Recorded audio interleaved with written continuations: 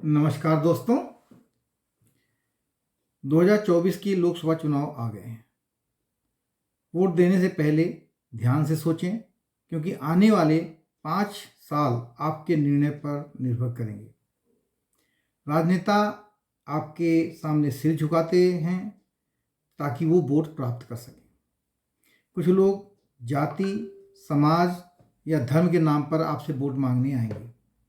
यह एक महत्वपूर्ण चुनौती है जिसमें हमें अपने देश के भविष्य को निर्धारित करने का अवसर मिलता है। अगर हम सोच समझकर वोट नहीं करेंगे तो हम खुद को आगे बढ़ाने के लिए हकदार नहीं मान सकते हैं। यह चुनाव हमारे जीवन का महत्वपूर्ण हिस्सा है जो हमें अपने मौलिक अधिकारों को प्रकट करने का अवसर प्रदान करता है।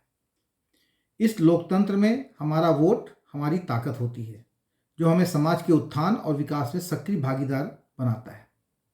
आइए हम सभी मिलकर इस लोकतंत्र के महत्व को समझें और अपना वोट देने का निर्णय सजगता से करें।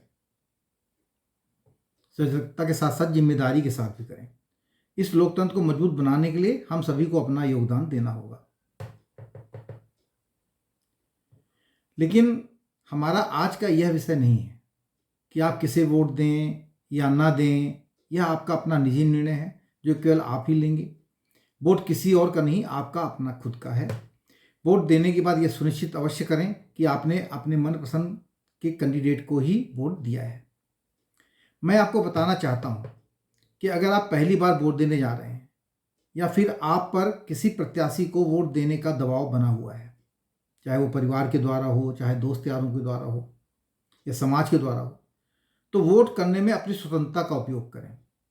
लेकिन जो दबाव आप पर डाल रहे थे उसे यह स्पष्ट करें कि उन्होंने जिसको कहा था वोट डालने के लिए उसको ही वोट डाला है। आपका वोट आपका व्यक्तिगत निर्णय है और यह सिर्फ आपके लिए है और किसी और को पता हो ही नहीं सकता है कि आपने किसको वोट डाला है, तो डरने की कोई आवश्यकता ही नहीं है। अब आगे बढ़ने से पहले आप यह जानने के लिए तैयार रहें कि आप कैसे पता करें कि आप और आपके परिवार का नाम क्षेत्र की वोटर सूची में है भी या नहीं है। साथ ही जो युवा 1 जनवरी 2024 तक 18 वर्ष के हो चुके हैं वे अभी भी वोटर सूची में अपना नाम कैसे दर्ज करवा सकते हैं, इसके बारे में भी मैं इस वीडियो में आगे बताऊंगा। आगे बढ़ने से पहले मैं आपसे अनुरोध करता हूं कि मेरे चैनल धर्म संकट को सब्सक्राइब करें, जिसमें इस जैसे महत्वपूर्ण वीडियो लेकर हम आते रहते हैं। इससे आप हमारी चुनाव से संबंधित आगे आने वाली वीडियोस के साथ भी अपडेट रह सकेंगे।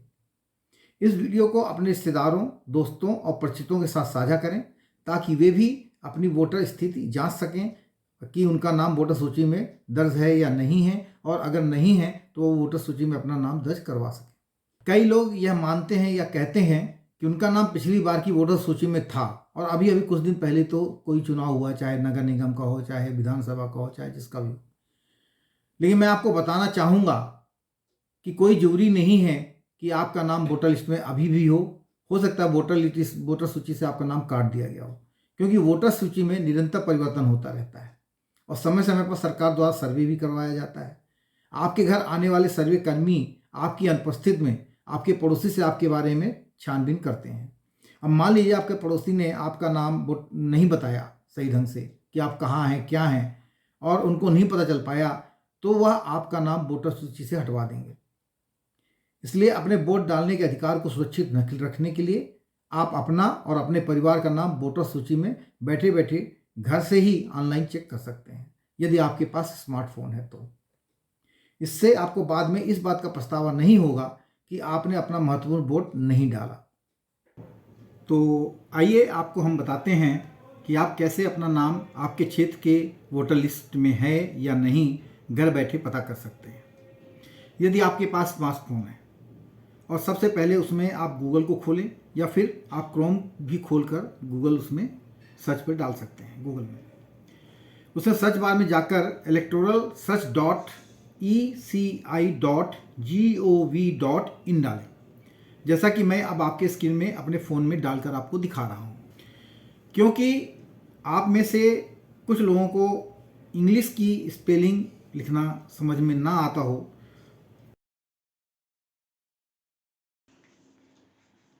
तो गूगल में टाइप करें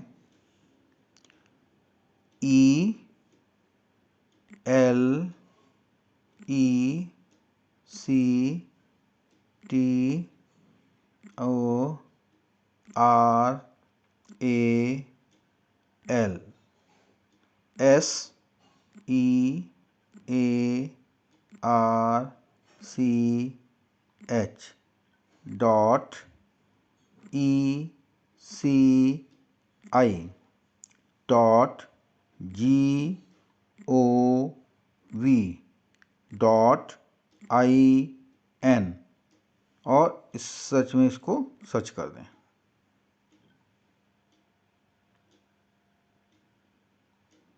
अब आप देख रहे हैं कि इसमें इस तरह का पेज खुल गया है।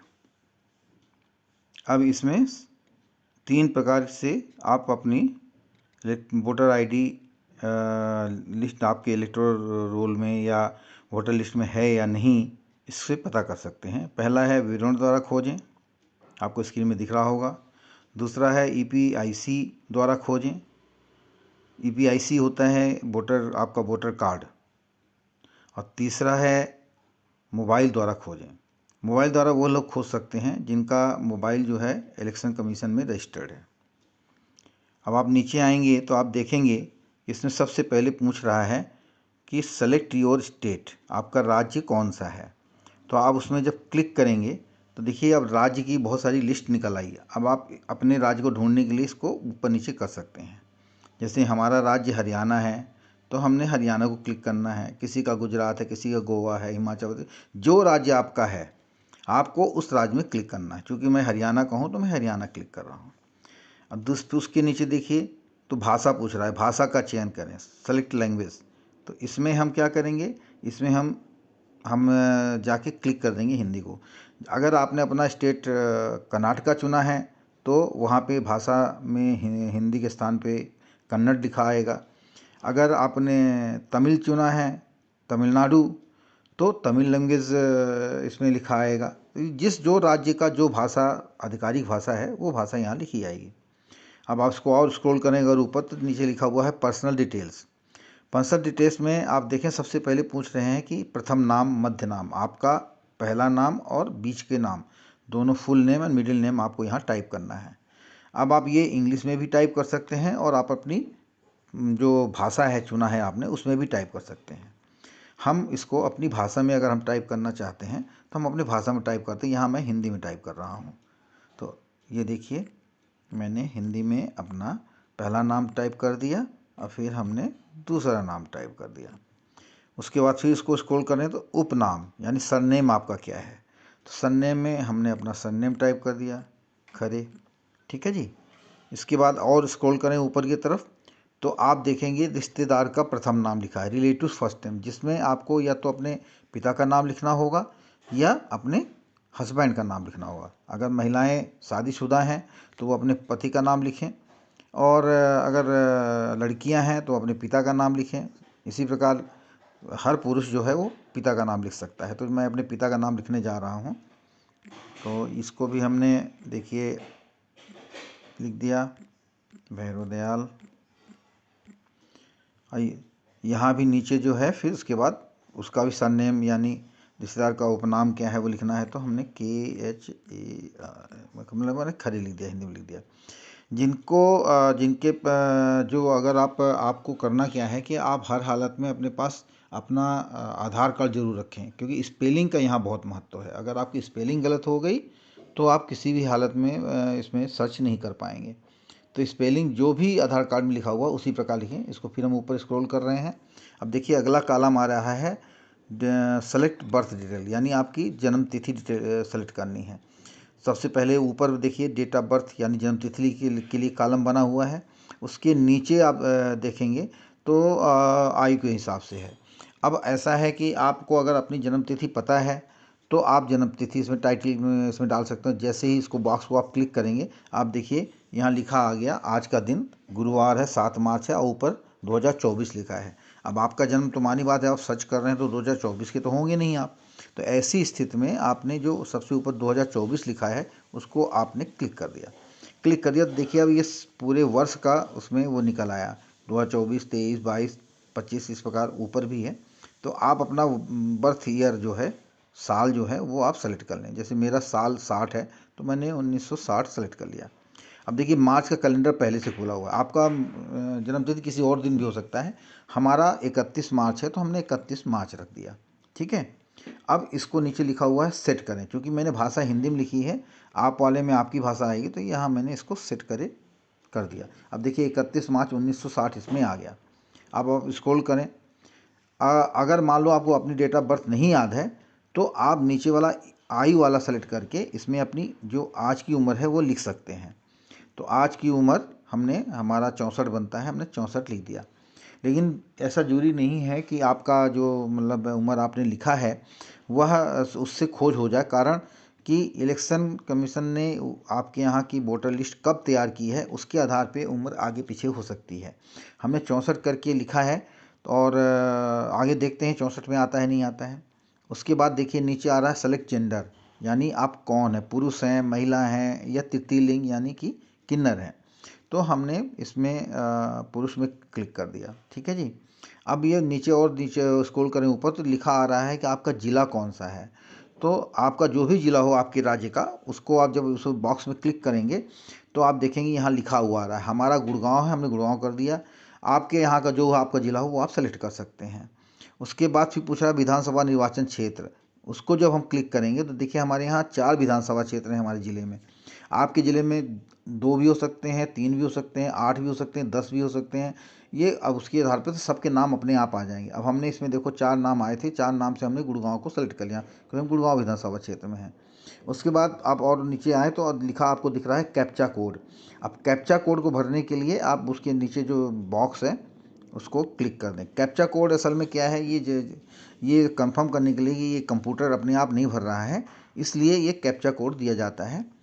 तो अब आपने इसको भरना है। अब भरना है तो आप सबसे पहले हमारे इसमें जो भी आता है वो हम भरते हैं। जैसे यहाँ 4 आया, फिर 3 आया, फिर ये सी बोल रहा है। अब हमने सी भर दिया। सब छोटे छोटे कैपिटल लेटर एक भी नहीं है, सब छोटे छोटे लेटर हैं। उसके बाद ये बोल रहा है ओ, ये जीरो है, जीरो, इसको हमने जीरो भर दिया और उसके बाद हमने उसको ई भर दिया।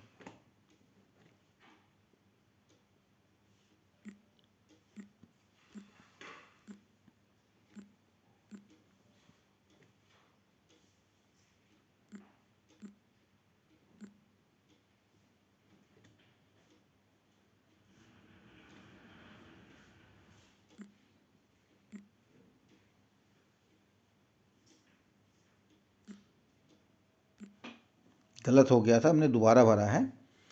हमने करके इसके बाद हमने इसको सर्च पे लगा दिया। अब ये कह रहा है कि कैप्चा वेरीफाइड नहीं है। असल में कैप्चा नहीं, ये बेसिकली चक्कर क्या है कि आपने जो उम्र भरा है वो उम्र आपने आज की डेट के हिसाब से भर दिया है, जबकि ये इलेक्टोरल रोल हो सकता है कि पहले का बना हो, लिस्ट जो पहले बनी है। तो आप इसको जो आपकी उम्र का जो कॉलम है उसमें फिर वापस जाइए और इसको 64 को हम इसको 63 कर देते हैं, है ना। अब देखते हैं कि कैप्चा को दोबारा भरना पड़ेगा, उसको भर के देखते हैं कि क्या आता है।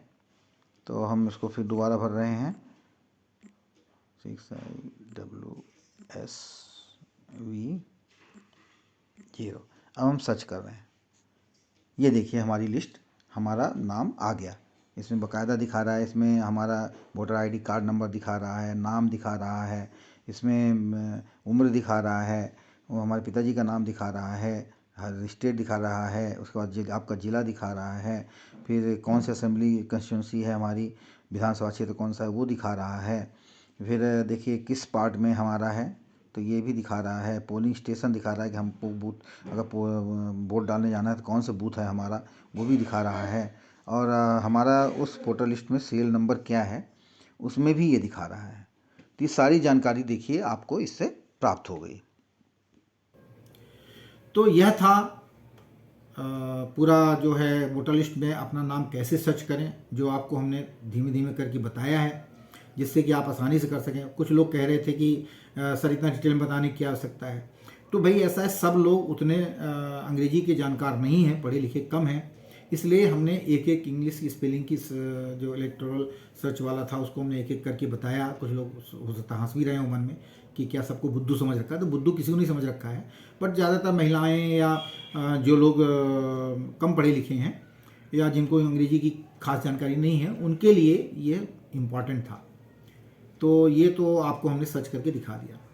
अब आता है कि भाई जिनका वोटर लिस्ट में नाम नहीं आया है या जिन्होंने 1 जनवरी 2024 को अपना 18 साल कंप्लीट कर लिया है और अभी तक उनका नाम रजिस्टर्ड वोटर लिस्ट में नहीं हुआ है, तो वो क्या करें, या जिनका नाम कट गया है वो क्या करें। तो ये चीज़ें हम आपको अपने अगली वीडियो में बनाएंगे। तो कृपया हमारी इस वीडियो को सब्सक्राइब जरूर करें। अगली वीडियो आप तभी देख पाएंगे जब आप हमारी वीडियो को सब्सक्राइब करेंगे, क्योंकि कब हमने वीडियो डाल दिया और आपके पास नहीं पहुंचा तो आप उसको देख नहीं पाएंगे, उसका फ़ायदा नहीं उठा पाएंगे। दूसरा, अगर वीडियो आपको कंटेंट अच्छा लग रहा हो तो कृपया इसे सब्सक्राइब और इसे शेयर करना ना भूलें और साथ में इसको लाइक करना ना भूलें और ये ज़्यादा से ज़्यादा लोगों तक शेयर करें, जिससे कि इलेक्शन का समय है, बहुत सारे आपके भाई बंधु होंगे ऐसे जिनको पता ही नहीं होगा कि भाई हमारा नाम वोटर लिस्ट में है भी या नहीं है। बहुत बार लोग कहते हैं कि अरे पिछली बार तो वोटर लिस्ट में था तो इस बार भी होगा, इसकी कोई गारंटी नहीं है। कारण कि हो सकता है कि भाई बीच में सर्वे कराया गया हो और जिस समय सर्वे वाले आपके यहाँ आए हों उस समय आप अपने घर में ना उपलब्ध रहे हों, आपके पड़ोसी लोगों ने सही जानकारी उपलब्ध ना कराई हो, तो आपका नाम काटा भी जा सकता है वोटर लिस्ट से। तो वोट देते समय आप एक प्रकार से कहिए कि मेंटली डिस्टर्ब हो जाए कि यार हम अपना वोट नहीं कर पा रहे हैं, हमारा वोटर लिस्ट से नाम काट दिया है, तो उससे पछताने से अच्छा है कि आप अभी अच्छी तरह चेक कर लें कि आपका नाम या आपके परिवार के हर सदस्य का नाम वोटर लिस्ट में है या नहीं है। बाकी जिनको नया वोट बनाना है उसका हम अगले वीडियो में लाने जा रहे हैं। Don't forget to subscribe, share and like this. Thank you very much. जय भारत माता की।